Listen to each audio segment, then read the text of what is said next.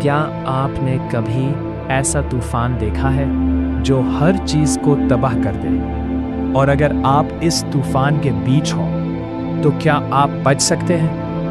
ایک ایسا لمحہ جب سمندر چیخ رہا تھا، ہوا گرج رہی تھی اور ہر طرف خوف ہی خوف تھا، مگر اس ہولناک طوفان میں ایک انسان ایسا بھی تھا جو ڈرا نہیں۔ وہ کھڑا تھا، پرسکون، جیسے اسے پہلے ہی معلوم ہو کہ کیا ہونے والا ہے۔ کون تھا وہ اور کیسے بچا سب کچھ تباہ ہونے کے باوجود؟ یہ ہے پولس کی کہانی، جہاں طوفان بھی ایمان کے آگے جھک گیا۔ پولس کی زندگی میں معجزے ختم نہیں ہوئے تھے، بلکہ ہر نیا دن ایک نئی آزمائش لے کر آتا تھا۔ قید سے نکلنے کے بعد بھی اس نے ہمت نہ ہاری، بلکہ پہلے سے زیادہ جوش کے ساتھ خدا کا پیغام سنانے لگا۔ وہ ایک شہر سے دوسرے شہر سفر کرتا، لوگوں کو امید دیتا اور ہر دل میں ایمان کی روشنی جگاتا۔ مگر یہ سفر آسان نہیں تھا۔ ایک دن وہ سمندر کے راستے ایک نئے شہر جا رہا تھا، جب اچانک موسم بدل گیا۔ آسمان پر کالے بادل چھا گئے، تیز ہوائیں چلنے لگیں اور دیکھتے ہی دیکھتے ایک خوفناک طوفان نے جہاز کو گھیر لیا۔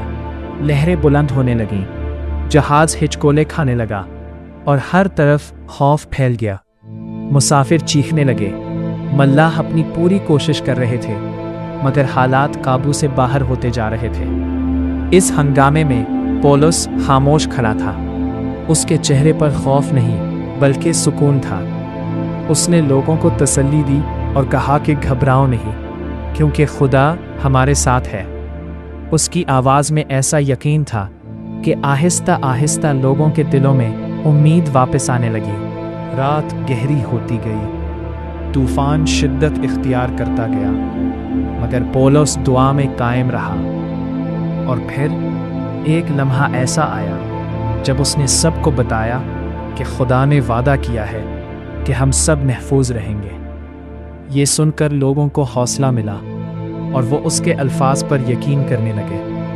آخرکار کئی گھنٹوں کی جدوجہد کے بعد جہاز ٹوٹ گیا، مگر جیسے پولس نے کہا تھا، سب لوگ محفوظ کنارے تک پہنچ گئے۔ کوئی بھی ہلاک نہ ہوا۔ یہ ایک اور معجزہ تھا، ایک ایسا ثبوت کہ جب خدا ساتھ ہو تو طوفان بھی نقصان نہیں پہنچا سکتے۔ یہ کہانی ہمیں سکھاتی ہے کہ زندگی کے طوفان چاہے کتنے ہی شدید کیوں نہ ہو، اگر ایمان مضبوط ہو تو خدا نہ صرف ہمیں سنبھالتا ہے بلکہ صحیح راستے پر بھی لے آتا ہے۔